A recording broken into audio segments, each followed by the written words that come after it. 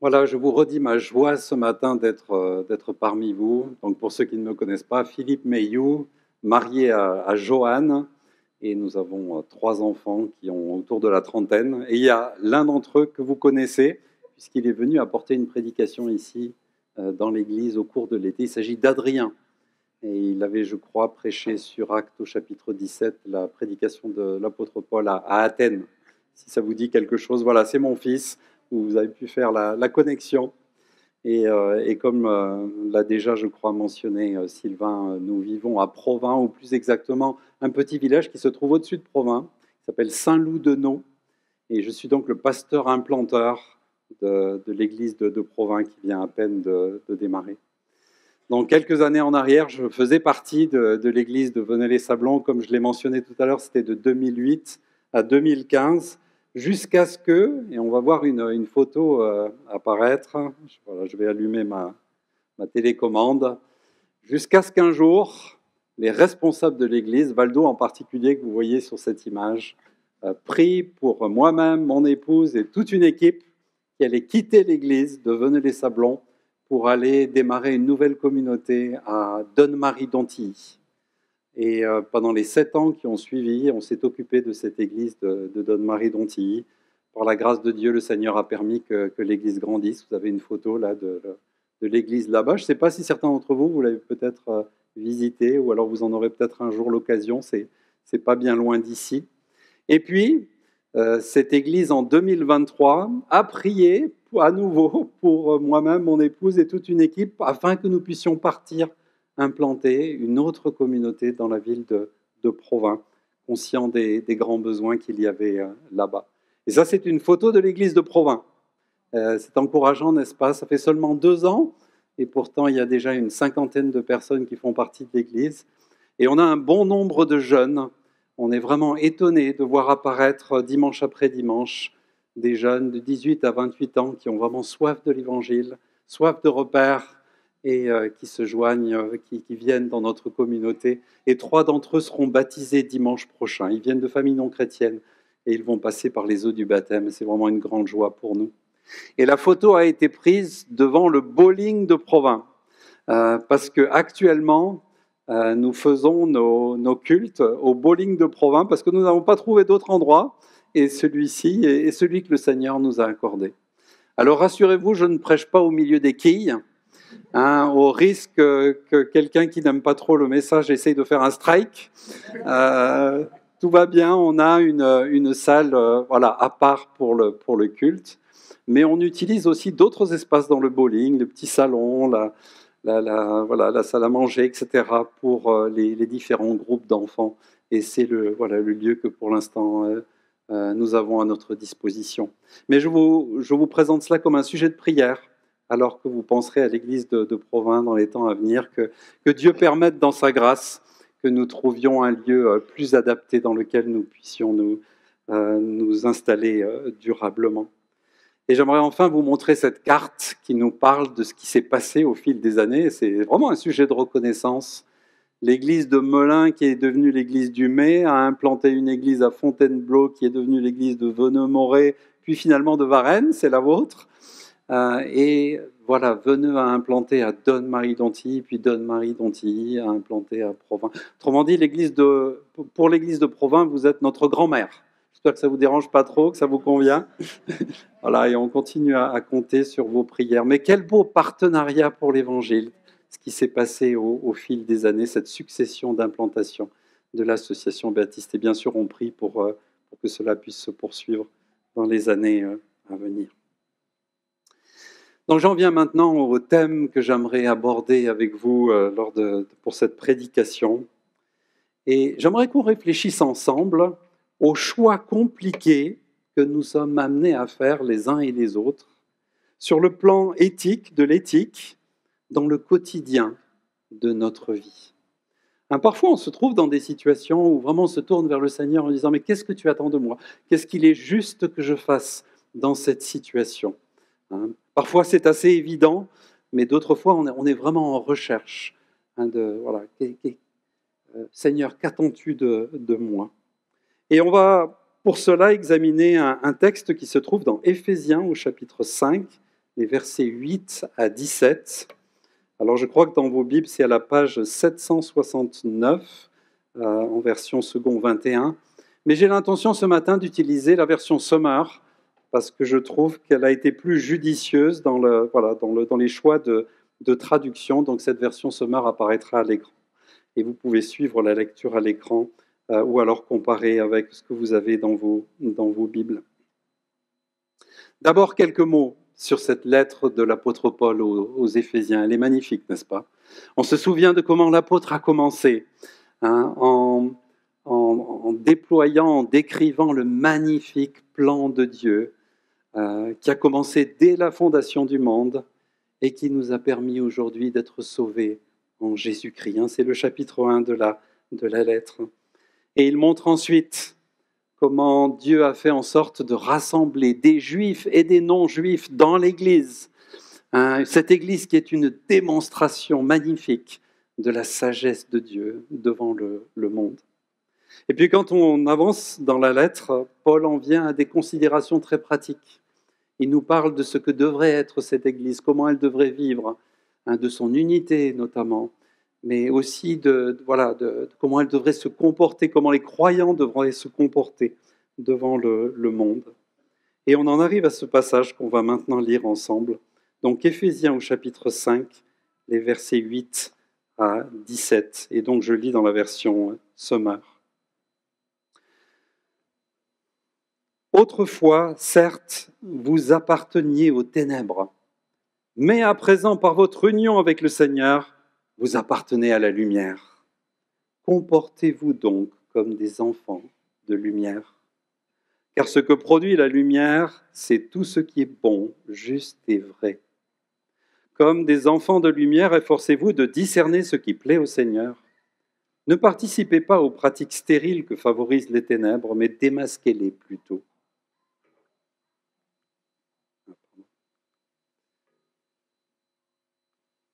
Pardon, on était deux à manipuler, je crois. Tu peux mettre la suite du texte, je te laisse au commentaire. Car tout ce que ces gens-là font en cachette est si honteux qu'on n'ose même pas en parler. Mais quand ces choses sont démasquées, leur véritable nature paraît à la lumière. Or, ce qui paraît à la lumière est lumière. De là viennent ces paroles. Réveille-toi, ô toi qui dors, relève-toi d'entre les morts, le Christ fera lever sa lumière sur toi. Veillez donc avec soin à votre manière de vivre. Comme je le disais tout à l'heure, nous sommes souvent confrontés à des choix compliqués sur le plan éthique dans notre quotidien. Et j'aimerais vous donner quelques exemples. On va donner la parole à quelques croyants. Tout d'abord, une certaine Lucie qui nous dit « Il y a une marque de vêtements que j'aime beaucoup porter. C'est devenu mon style vestimentaire auquel je suis attaché. Mais je viens de voir un reportage qui m'a ouvert les yeux sur les conditions inacceptables de fabrication de cette marque de vêtements. En tant que croyante, est-ce que je ne dois plus la porter ou est-ce acceptable de le faire ?» Que diriez-vous à Lucie? Pas simple. Ou maintenant, Patrick. Mon voisin, un syndicaliste écolo, m'a agressé alors que je partais au boulot. Vous dites que vous êtes chrétien et vous mettez un poisson à l'arrière de votre voiture, mais vous bousillez la planète avec votre moteur diesel. Est-ce que je devrais changer de voiture au plus vite pour mieux témoigner de Jésus-Christ? Ou est-ce que je peux attendre 1 an ou 2? J'aurai un peu plus de moyens. Ou encore un autre exemple, cette fois-ci Alain. J'ai découvert une petite fraude pratiquée par mon entreprise dans un autre département qui n'est pas sous ma responsabilité.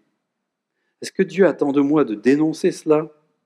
Les conséquences seraient terribles pour mes collègues et pour moi. Est-ce que je peux juste me taire? Car en réalité, ce n'est pas mon secteur. Et on pourrait continuer, n'est-ce pas? Il est question ici de justice sociale, d'écologie, d'éthique, du travail, mais il y a tellement d'autres exemples. Et jour après jour, régulièrement, on doit prendre des décisions difficiles. On se demande, voilà, ce que le Seigneur attend de nous. Je ne sais pas si vous connaissez ce bracelet. Il a été produit en centaines de milliers, peut-être même millions d'exemplaires dans le monde anglophone, WWJD. Vous savez à quoi ça correspond? What would Jesus do? Et vous avez de très nombreux jeunes dans les pays anglophones qui portent ce bracelet. Et ça les aide à se rappeler que lorsqu'ils sont dans une situation, des copains qui m'invitent à une soirée qui va être alcoolisée, what would Jesus do? Que ferait Jésus à ma place? C'est important de se poser cette question. Mais il y a aussi la difficulté de trouver la réponse à cette question à l'aide de l'Écriture. J'ai employé le mot éthique à plusieurs reprises. Qu'est-ce que l'éthique? La définition du Larousse, c'est l'ensemble des principes moraux qui sont à la base de la conduite de quelqu'un. Et on peut en déduire facilement ce qu'est l'éthique chrétienne, c'est l'ensemble des principes bibliques qui sont à la base de la conduite du croyant. Et nous voulons réfléchir à comment trouver, comment rechercher ces principes qui doivent orienter nos choix à chacun. Donc ce que j'aimerais faire avec vous ce matin, et j'espère ne pas avoir été trop ambitieux, c'est de parcourir d'abord ce texte d'Éphésiens 5 en 4 points. Mais après l'avoir fait, j'aimerais vous proposer 5 questions que vous pourriez vous poser lorsque vous vous trouvez face à un dilemme éthique.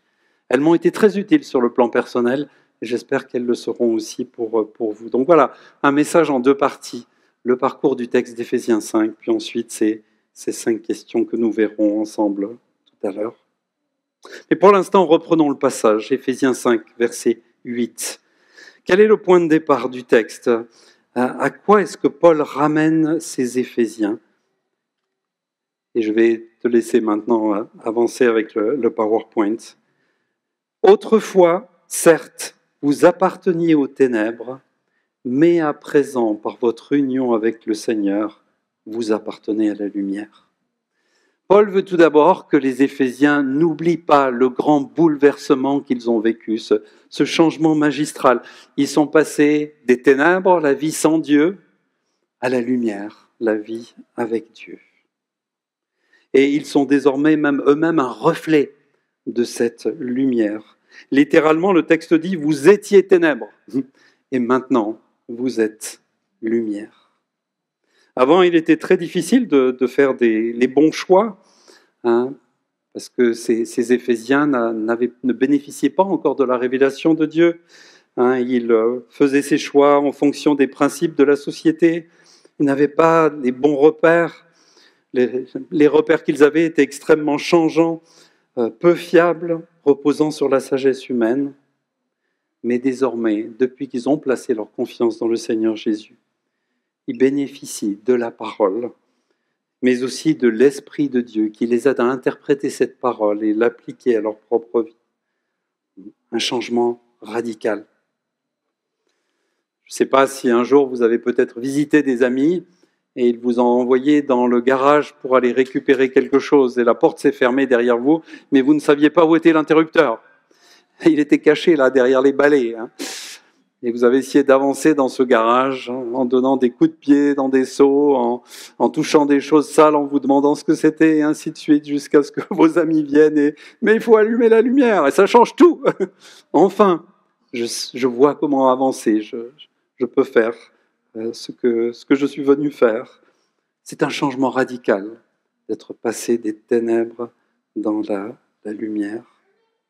Et c'est ce qu'ont vécu ces Éphésiens, et c'est ce qu'a vécu chaque personne qui a placé sa confiance dans le Seigneur Jésus. Et l'apôtre Paul continue en disant « Comportez-vous donc comme des enfants de lumière, car ce que produit la lumière, c'est tout ce qui est bon, juste et vrai. » Il serait inconcevable de vivre comme avant. Maintenant qu'on bénéficie de tout cela, de l'éclairage de la parole de Dieu, de l'éclairage qu'apporte l'Esprit de Dieu dans nos vies pour comprendre ce que le Seigneur attend de nous. Nous devons changer notre façon de vivre. Le fruit de la lumière, dit le texte littéralement, c'est tout ce qui est bon, juste et vrai. Voilà ce que permet cette lumière. Et nous demandons au Seigneur de nous arriver à discerner cela, ce qui est bon, juste et vrai, de nous aider à vivre en tant qu'enfants de lumière. Mais Paul poursuit, après avoir parlé de ce changement intervenu dans nos vies. Il nous parle, et c'est le deuxième point, d'un effort de discernement qui va être nécessaire, verset 10. Comme des enfants de lumière, efforcez-vous de discerner ce qui plaît au Seigneur. Parfois, ce que Dieu attend de nous est assez évident, n'est-ce pas ? Si vous avez un voisin qui fait du bruit à 2 heures du matin, vous savez qu'il ne faut pas sortir la batte de baseball, mais qu'il va plutôt falloir, avec beaucoup de diplomatie, essayer de s'adresser à lui. Mais il y a toutes ces situations aussi dans lesquelles on ne sait pas forcément ce qu'il conviendrait de faire. Et l'apôtre Paul nous dit, il va être nécessaire de réfléchir, d'analyser et de discerner ce qui convient. Un effort à faire. Réfléchir à quoi ? Réfléchir à la problématique dans laquelle on se trouve, le contexte, les personnes impliquées, les tenants et les aboutissants. Mais réfléchir bien sûr aussi à ce que la parole de Dieu nous dit, les principes qui s'en dégagent en rapport avec ce sujet pour nous aider à faire le bon choix. On va dans la prière et en comptant sur l'action de l'Esprit, essayer de sonder les Écritures et d'en dégager les principes qui vont nous orienter. Le problème, c'est que nous sommes un peu paresseux parfois, n'est-ce pas ? Je ne sais pas pour vous. Faire des recherches dans la Bible pour savoir vraiment ce que le Seigneur attend de nous. Il serait plus pratique que la Bible soit simplement un code de la route ou détaillé, ou pour chaque situation nous sachions ce qu'il faut faire, ou peut-être que l'Église locale nous fournisse une liste de choses à faire ou ne pas faire dans notre vie. Ou peut-être aller voir le pasteur, en disant « Pasteur, j'aime les films d'action, mais ce sont des films qui sont un peu violents parfois. Est-ce que c'est un problème ? Est-ce qu'un chrétien peut aller au cinéma voir des films d'action un peu violents ?» Qu'est-ce que votre pasteur va répondre ? Peut-être que la réponse n'est pas la même pour chacun. Peut-être nous n'avons pas tous la même sensibilité face aux écrans. Et donc il nous faut réfléchir, il nous faut analyser. Et peut-être vous procurera-t-il des matériaux, vous encouragera-t-il à considérer certains passages bibliques pour vous aider à savoir ce qu'il convient de faire. Donc ne prenons pas des raccourcis, il nous faut être dans la réflexion et dans l'étude de la parole. Une réflexion éthique est indispensable pour comprendre les principes de l'Écriture et avoir une opinion personnelle claire quant à ce qu'il est juste de faire. Et regardez la suite du texte, c'est mon troisième point. L'apôtre Paul nous dit qu'une fois que nous avons mené cette réflexion avec l'aide du Seigneur, nous pouvons prendre position et de façon courageuse. Verset 11, « Ne participez pas aux pratiques stériles que favorisent les ténèbres, mais démasquez-les plutôt, car tout ce que ces gens-là font en cachette est si honteux qu'on n'ose même pas en parler. » Et je pense que nous y arriverons uniquement si en amont, nous avons fait tout le travail de discernement et si le Seigneur nous a donné une claire conviction quant à ce qu'il faut faire. Et Paul nous dit, nous devons nous positionner, nous devons refuser certaines choses. Nous devons avoir le courage d'aller vers notre patron en disant « Ce que vous me demandez de faire, je ne peux pas le faire parce que c'est à l'opposé de mes convictions personnelles. » Puis Paul va plus loin en nous disant qu'il nous faut parfois aussi démasquer des pratiques mauvaises. Certaines se font en cachette, Paul ne précise pas ce qu'il a en tête ici. On ne peut pas rester silencieux face à certaines dérives inquiétantes dans notre société. Et en tant qu'enfants de lumière, nous devons exposer certaines choses, nous devons prendre la parole. On ne va pas le faire avec arrogance, mais au contraire avec humilité, mais en indiquant quelles sont nos convictions fondées sur les Écritures. Permettez-moi, patron, de vous dire que même si cela permet de faire des économies, c'est illégal. Ne basculons pas dans l'illégalité. Nous bénéficions de la lumière. Nous devons être lumière.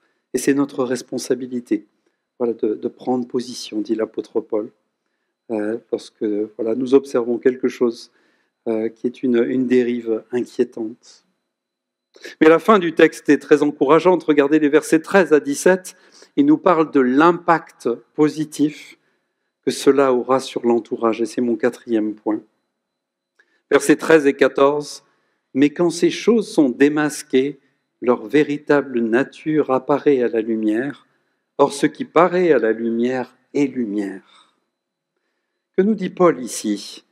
Qu'au moment où on va s'exprimer, ça permettra de démasquer la véritable nature de ces choses. Mais il ajoute, ce qui paraît à la lumière est lumière. Il nous parle d'un changement qui est possible, d'une transformation. Ça va permettre à d'autres gens dans notre entourage d'entrer dans la lumière et de devenir eux-mêmes un jour, espérons-le, une lumière pour les autres. Intéressant. À nouveau, j'aimerais prendre un exemple très concret. Tout l'enseignement qui est donné aujourd'hui dans les écoles au sujet du genre. Vous savez qu'on considère aujourd'hui qu'on devrait dire aux enfants qu'ils peuvent choisir entre être une fille ou un garçon. Et en tant que chrétiens, même si je ne peux pas rentrer dans les détails, mais nous affirmons que nous sommes en désaccord avec cela. Parce que nous croyons que le genre est un élément essentiel de l'identité d'une personne. Nous croyons que le Dieu créateur a donné à chacun un genre précis. Et nous comptons sur le Seigneur pour nous aider à parler de cela avec d'autres, peut-être avec d'autres parents. Partager nos convictions qui sont fondées sur des principes bibliques. Mais quelle réaction est-ce que nous allons avoir? Certains vont s'opposer à ce que nous disons, vont réagir fortement. Mais il y a peut-être d'autres personnes qui vont nous dire « Ah, mais c'est intéressant ce que tu dis ». Moi aussi, en y réfléchissant, je me dis que de dire cela aux enfants, mais ça peut complètement les désorienter. Alors, parle-moi davantage de ces principes dont tu as parlé, que tu tires de la Bible. Je veux en savoir plus. Et ça peut vraiment attirer d'autres vers la lumière, leur donner le désir de découvrir les enseignements bibliques sur un sujet comme celui-là. Et je pense que c'est ce genre de changement que l'apôtre Paul nous décrit ici, en disant ce qui paraît à la lumière est lumière. La suite du texte est intéressante. Les théologiens considèrent que nous avons un extrait du prophète Ésaïe dans les versets 14, au verset 14. De là viennent ces paroles. « Réveille-toi, ô toi qui dors, relève-toi d'entre les morts, le Christ fera lever sa lumière sur toi. » Probablement une citation d'Ésaïe 26 et d'Ésaïe 60. Et il est question ici d'une nouvelle naissance spirituelle. Réveille-toi, ô toi qui dors, relève-toi d'entre les morts. Une résurrection permise par loin de l'Éternel qui vient faire briller, qui vient faire lever sa lumière sur toi. Donc je pense que Paul cite ce passage pour nous dire, oui, si nous prenons position, si nous sommes des enfants de lumière, si nous diffusons la lumière autour de nous, cela peut permettre un réveil spirituel chez ceux qui nous entourent, peut les encourager à venir au Seigneur et passer de la mort à la vie. Donc voilà en quelques mots ce que nous dit l'apôtre Paul dans ce texte. Vous avez là un résumé. Rappelons-nous le changement radical que nous avons vécu. Nous sommes passés des ténèbres à la lumière. Mais il y a un effort de discernement qui est nécessaire dans ces situations pour ensuite être capable de prendre position de façon courageuse. Et cela peut avoir un magnifique impact parmi ceux qui nous entourent. Ce que j'aimerais faire maintenant dans la deuxième partie de cette prédication, qui sera assez succincte, c'est de vous proposer 5 questions que vous pouvez vous poser lorsque vous êtes face à un dilemme sur le plan éthique. Et la première question va vous paraître évidente, d'ailleurs j'en ai déjà parlé, on va forcément se demander, mais que dit la Bible ? La Bible m'enseigne-t-elle des principes me permettant de savoir ce que je dois faire ? On va naturellement se tourner vers la parole pour qu'elle nous éclaire. Elle est cette lumière qui éclaire notre sentier, n'est-ce pas ? Mais la question qu'on doit se poser, c'est comment est-ce que nous recherchons ces instructions dans la Bible? Et parfois, on se contente d'une recherche qui n'est pas suffisante. On trouve peut-être un verset qui nous donne une orientation. Nous devons nous rappeler que tout l'enseignement éthique qui se trouve dans la Bible est tissé dans une histoire, la grande histoire de la rédemption, avec différentes étapes de cette histoire. Et Dieu, dans sa sagesse, a décidé cela, de nous donner tout un enseignement pour nos vies qui est lié, tissé dans des circonstances de vie. Et du coup, les instructions peuvent changer d'une étape à l'autre de cette histoire biblique. Alors nous devons faire très attention de ne pas nous satisfaire d'un verset isolé que nous avons trouvé, mais plutôt se poser la question, qu'est-ce qui est enseigné tout au long du récit biblique? J'aimerais vous donner un exemple précis à nouveau, la question des biens matériels. Je ne sais pas pour vous, mais souvent, moi, je me pose des questions sur l'utilisation de mon argent. C'est pas facile. Je dois m'acheter une nouvelle voiture, est-ce que je prends une Dacia, c'est souvent cela le modèle le moins cher, ou est-ce que je peux me permettre, si j'ai l'argent, de m'acheter une meilleure voiture avec un meilleur confort de conduite, avec des options que j'aimerais beaucoup avoir? Ou est-ce que le Seigneur me demande d'utiliser différemment cet argent, que ce soit pour l'Église, pour des besoins des gens autour de moi, etc. Je ne sais pas pour vous, mais souvent, il y a des questions dans l'utilisation aussi de nos ressources financières. Et donc, on se tourne vers la parole de Dieu. Qu'est-ce qu'elle nous enseigne au sujet de nos rapports aux biens matériels? Et dans l'Ancien Testament, on ne peut pas faire une étude complète du sujet, mais on sait que dans l'Ancien Testament, on va trouver beaucoup de promesses de prospérité lorsqu'il sera question de la situation de la nation d'Israël. Vous savez qu'à cette époque, la nation d'Israël devait manifester la gloire de Dieu devant les autres nations. Et du coup, Dieu accordait à cette nation une grande prospérité à condition qu'elle lui soit fidèle. Et donc, on y trouve un certain nombre de promesses. Est-ce que je peux prendre simplement un verset de l'Ancien Testament et me laisser conduire par cela? Non, je dois considérer l'ensemble de l'enseignement biblique sur un tel sujet. Et quand j'arrive dans les évangiles, je vois que le Seigneur Jésus demande à ses disciples de tout abandonner pour pouvoir le suivre. Et arrivé dans le livre des Actes, après la Pentecôte, je constate que les premiers croyants vendaient tous leurs biens et apportaient cela à l'Église. Il y avait un partage radical de tous les biens, mais à nouveau dans un contexte bien précis. Et c'est en avançant, en lisant les lettres de l'apôtre Paul, que je découvre tout un autre enseignement, ou une poursuite d'un enseignement sur la question.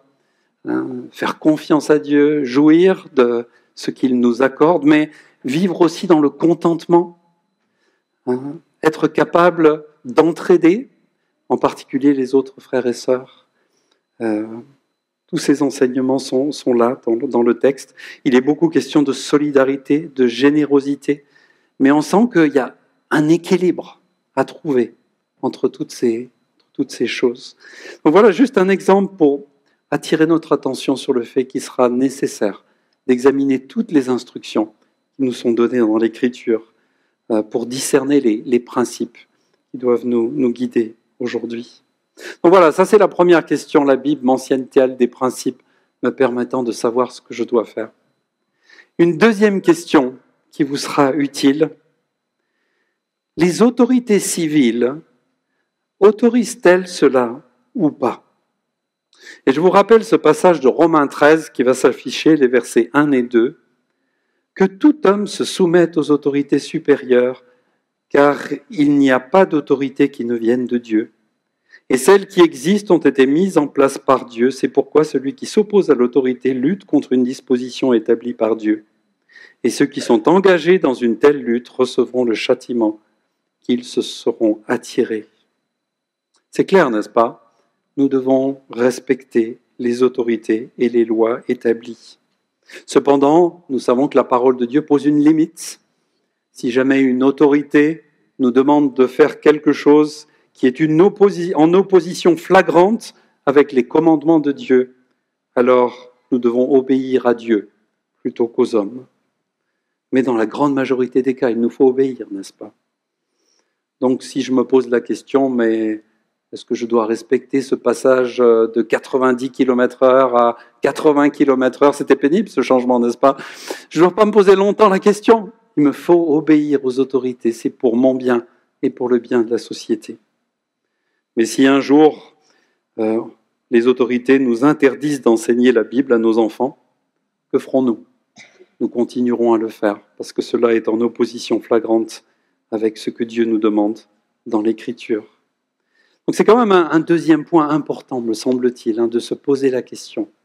Est-ce que les autorités autorisent cela ou au contraire interdisent?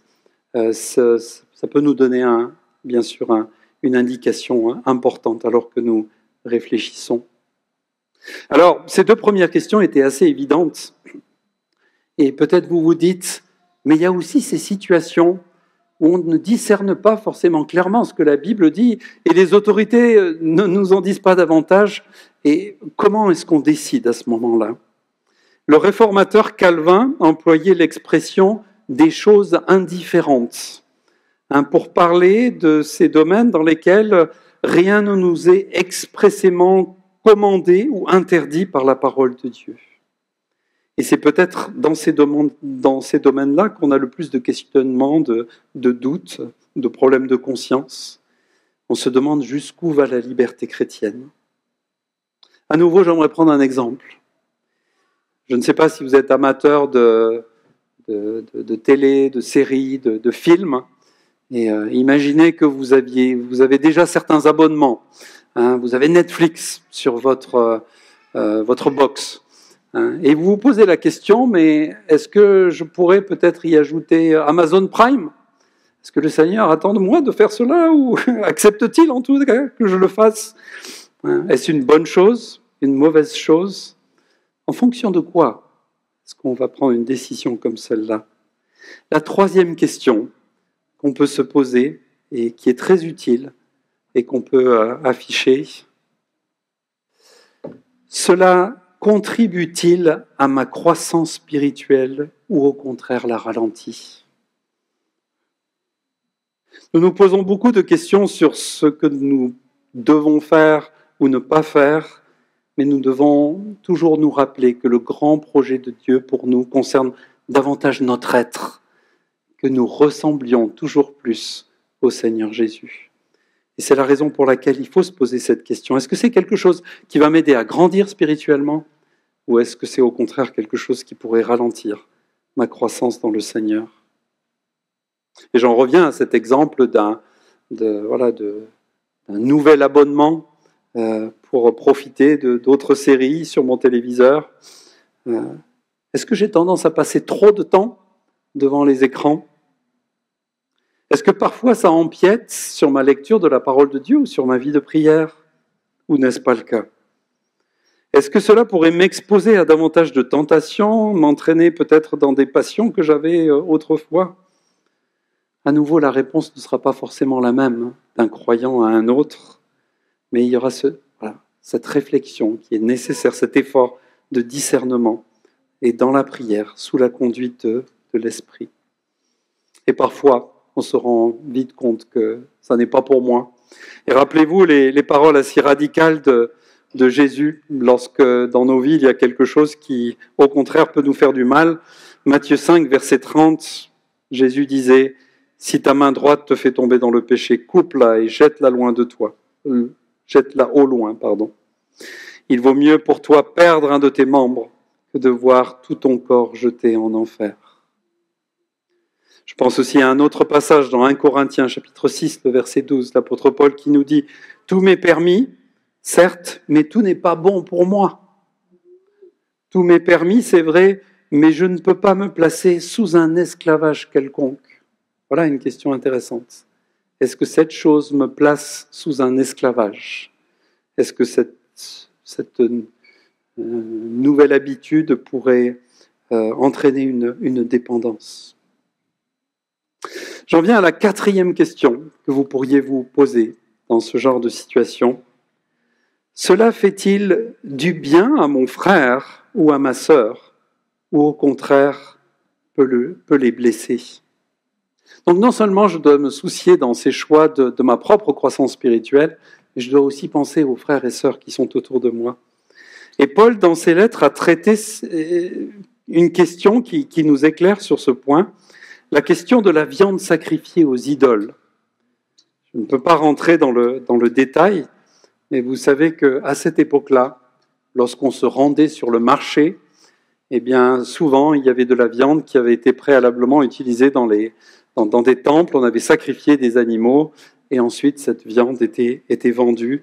Et beaucoup de chrétiens se posaient la question, mais est-ce qu'on peut manger cette viande ou est-ce qu'on ne peut pas le faire?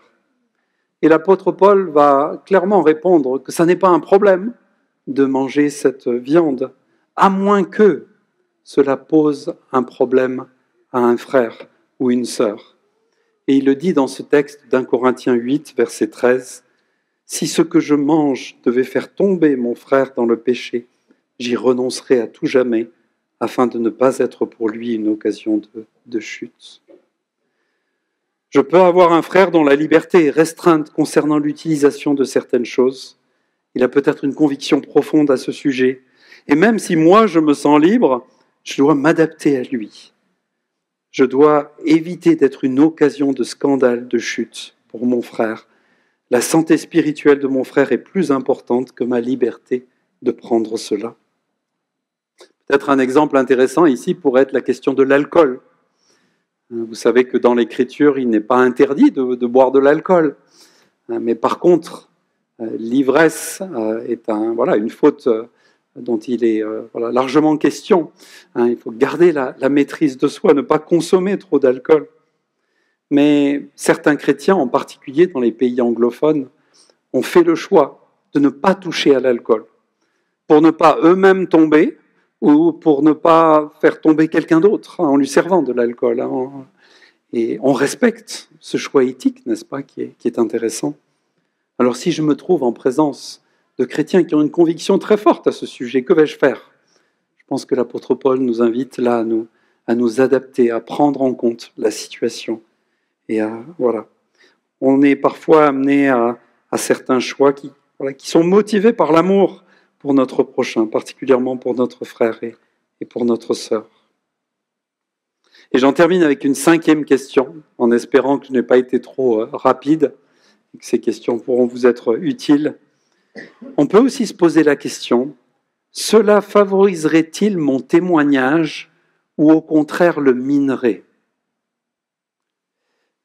On se rend compte que l'apôtre Paul faisait aussi des choix liés à l'annonce de l'Évangile. Il voulait avoir un mode de vie qui empêche tout obstacle à l'Évangile, qui permette une proclamation efficace de l'Évangile. C'était son ardent désir. Par exemple, dans 1 Corinthiens, au chapitre 9, le verset 19, il nous dit « Car bien que je sois un homme libre à l'égard de tous, je me suis fait l'esclave de tous afin de gagner le plus de gens possible à Jésus-Christ. » Il explique ici sa volonté de gagner des gens à Christ, et ça a un impact sur son mode de vie, sur les choix qu'il fait. Il ne veut pas qu'il y ait de barrières inutiles à l'Évangile. Et un exemple particulier pourrait être donné ici, c'est la question de la circoncision. L'apôtre Paul dit que la circoncision ne sert plus à rien. Par le passé, c'était un signe d'appartenance au peuple de Dieu, mais ça n'est plus le cas aujourd'hui. Et lorsque des judaïsants disaient aux chrétiens qu'il fallait se faire circoncire, Paul il réagissait fortement, il les reprenait sévèrement, parce que ces gens ramenaient les chrétiens au régime de la loi et au régime des œuvres. Et du coup, Paul a refusé, à un moment donné, de circoncire Tite pour ne pas cautionner cette attitude erronée. Et pourtant, plus tard dans le récit, nous découvrons que Paul a décidé de circoncire Timothée. Et on se demande pourquoi. C'est inutile. Et en fait, Paul s'est dit et a expliqué à Timothée, alors que nous allons ensemble annoncer l'Évangile dans différentes contrées, nous irons auprès des Juifs de la diaspora Et la question qui se posera immédiatement pour ces Juifs, c'est est-ce que nous sommes face à des gens circoncis? Et Timothée, on va te circoncire simplement pour que l'Évangile puisse avancer, que nous ayons la possibilité de nous adresser à ces gens. Bon, c'est un choix vraiment surprenant de l'apôtre Paul, mais qui peut nous interpeller. J'en reviens à cet exemple de l'alcool que je donnais tout à l'heure. Et j'ai lu quelque chose d'intéressant. Des missionnaires sont arrivés de l'étranger en France, et voilà, pour partager la bonne nouvelle de Jésus-Christ. Et ils se sont rendus dans des régions viticoles. Mais le problème, c'est que ces missionnaires avaient décidé de ne pas toucher à une goutte d'alcool. Alors vous imaginez la situation, hein, ils arrivent voilà, auprès de gens qui ont besoin de l'Évangile et qui s'assoient à table avec eux, et puis on présente une bouteille de vin, ils disent « Ah non, nous on ne touche pas à l'alcool ». Et ça a eu des conséquences. Ils ont eu vraiment beaucoup de difficultés à pénétrer ces milieux pour qui leur production viticole, c'était quelque chose d'important, quelque chose qu'ils voulaient partager. Alors qu'il y a d'autres missionnaires qui se sont dit, mais ils sont retournés à ce que la Bible enseigne sur le sujet. Ils se sont dit, mais non, c'est possible de prendre un verre de vin avec ces gens. Et nous allons le faire pour l'avancée de l'Évangile. Et voilà, on peut peut-être nous-mêmes réfléchir à ces questions, à ce que nous serions prêts à faire pour l'avancée de l'Évangile. Est-ce que ça vous choque si dans un village où le centre de village, l'endroit où les gens se rassemblent et tissent des relations, c'est le café? Est-ce que ça vous choque qu'un chrétien passe du temps dans ce café, alors qu'il y a peut-être dans le coin du café quelqu'un qui a bu un verre de trop, hein? Qu'est-ce que nous serions prêts à faire pour l'avancée de l'Évangile? Il y a toute une réflexion aussi à mener, hein, pour que ce ne soit pas ces choses qui nous entraînent et nous fassent dévier, mais que ce soit la lumière qui brille dans l'endroit où nous nous rendons. Donc voilà ces 5 questions. Je vous propose de les relire ensemble pour terminer. La Bible mentionne-t-elle des principes me permettant de savoir ce que je dois faire? Les autorités civiles autorisent-elles cela ou pas? Cela contribue-t-il à la croissance spirituelle ou au contraire la ralentit? Cela fait-il du bien à mon frère ou à ma sœur ou au contraire peut les blesser? Cela favorise-t-il mon témoignage ou au contraire risque de le miner? Prions et demandons au Seigneur de nous conduire, que son esprit nous aide à réfléchir à toutes ces situations auxquelles nous sommes confrontés. Nous appartenons en tant que croyants à la lumière et nous sommes même nous-mêmes des lumières. Alors comportons-nous comme tels et demandons au Seigneur de nous aider à diffuser cette lumière autour de nous. Je vais prier pour terminer.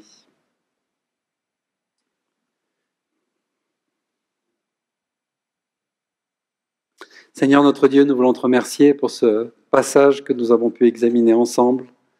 Nous sommes toujours admiratifs devant la pertinence de l'Écriture et nous reconnaissons l'autorité de la parole dans nos vies. Et Seigneur, nous te demandons ce matin ensemble de nous aider à être des enfants de lumière dans les différentes situations où tu nous places.